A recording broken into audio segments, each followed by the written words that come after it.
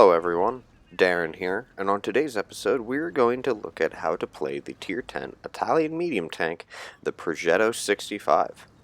This tank is one of the hardest tanks to play because of its unique and complicated mechanic.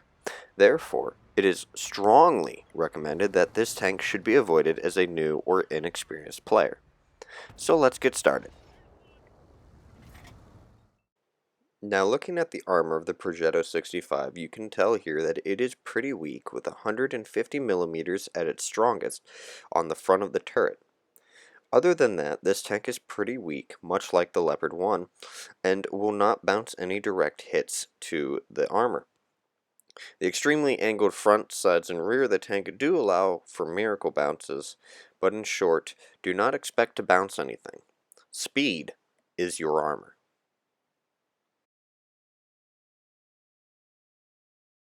Now, in regards to the mobility of the Progetto 65, it is fantastic at 65 kilometers per hour forward speed.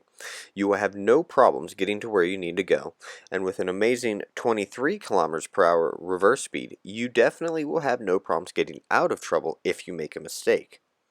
As for a chance of fires, with this probability at a low 10%, you can totally run food instead of fire extinguisher, as long as firefighting skills are equipped. Now the gun is both good and bad. The bad part about the tank is that the overall full clip reload is 64 seconds base, with the first to last shell having the following individual base reloads of 19 seconds, 17 seconds, 15 seconds, and then finally 13 seconds, respectively. This overall reload is longer than that of the Waffles.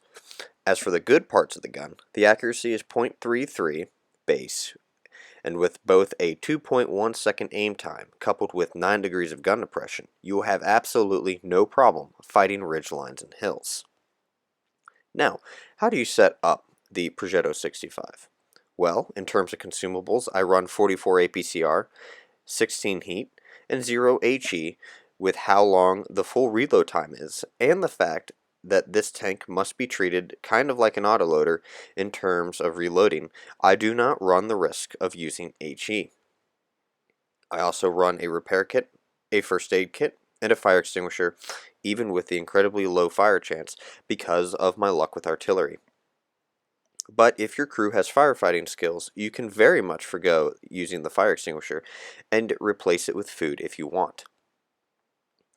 For equipment, I use gun rammer, vertical stabilizers, and optics to improve the vision of the tank.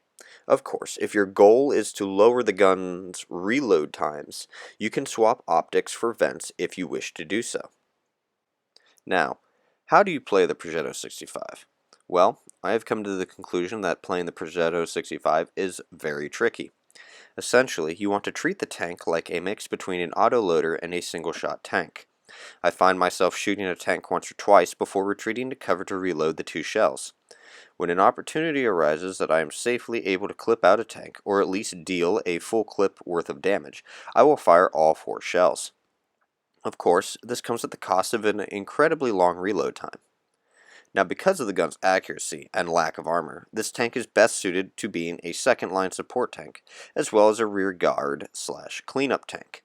You do not have the armor to brawl with heavies, so don't.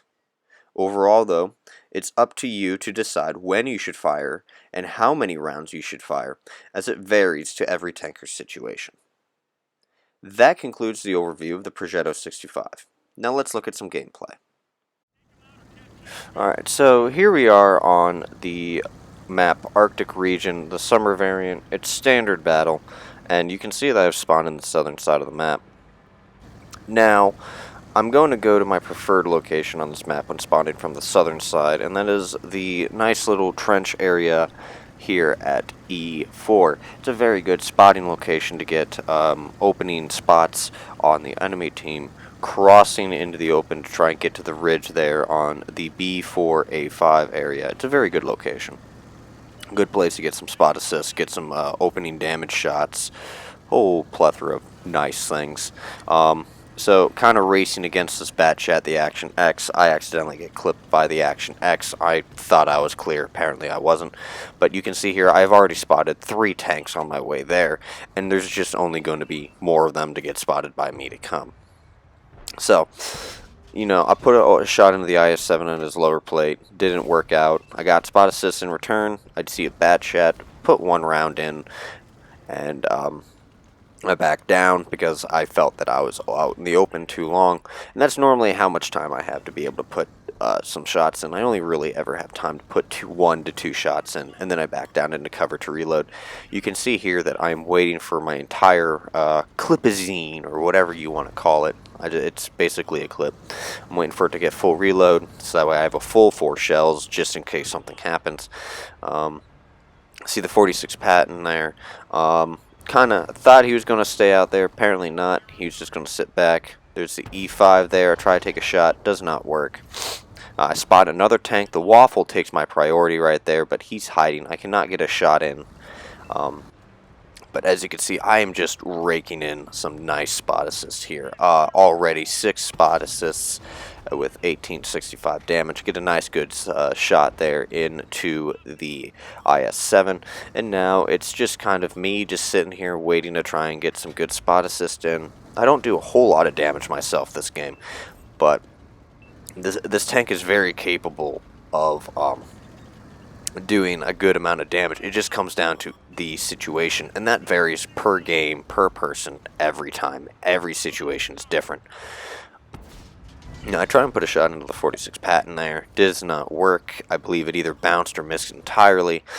But right now, again, I'm just trying to provide spot assists for my teammates because they have shots that I don't. I get just a nice snapshot into the bat chat. He's just sitting out there in an exposed position, elevated away from cover, making it incredibly easy for me to, get some shots. I also have to apologize if I, with my voice and everything else, at the time of this video, I have a cold, so you might be hearing me sniffle a lot. But, again, it's just me sitting here on this ridge, getting a good amount of spot assists. I've only fired 3 shots, and, 3 shots that penetrated, and I have about 1,104 damage. But my spot assist is already at 2992.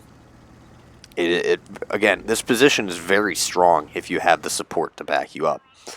And I hate to be the fact that I'm sure this Action X is trying to get stage 5 or something, and I felt sorry for him, but, I was just trying to get a clip for this game, for this video. And I put 2 shots into the 46 Patton. This is one of those times where I felt, firing that third shot was necessary. As you can see, I did damage to the 46 Patton, second shot tracked him, and then the third shot pretty much cleaned him up. Now, I notice here that we're kind of dwindling on the amount of enemies of opportunity for me to shoot at. So I'm debating right now whether or not I should push up or if I should go and to the back and try and get some more damage. But more tanks become spotted again by me or my teammates. So I decided to stick around a little bit, and I'm going to try and push the flank and actually get, some flanking shots on the enemy team. I spot a Death Star there in the middle, and I got the 4 full shots, and I'm not even spotted, so I'm going to try and aim for the tracks of the Death Star and get some more track assist damage, and you can see that it's working. I fired that last shot to see if he was still there. He must have had his tracks repaired and backed up again, so my shot missed, or maybe it just missed and bounced. I don't even know. He was unspotted. So what I'm doing right now is I'm pushing up. Because I have nothing better to do, I have to reload my shots. So I'm pushing up to try and at least get some spot assist.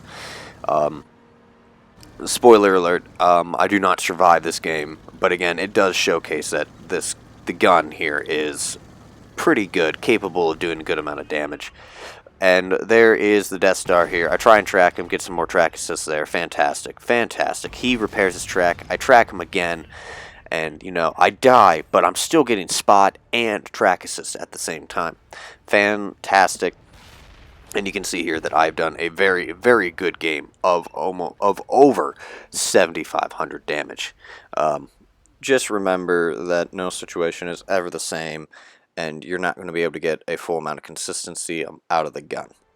But you can see here by the post-game results that I actually do just over 9k damage. A very good game in the Progetto 65.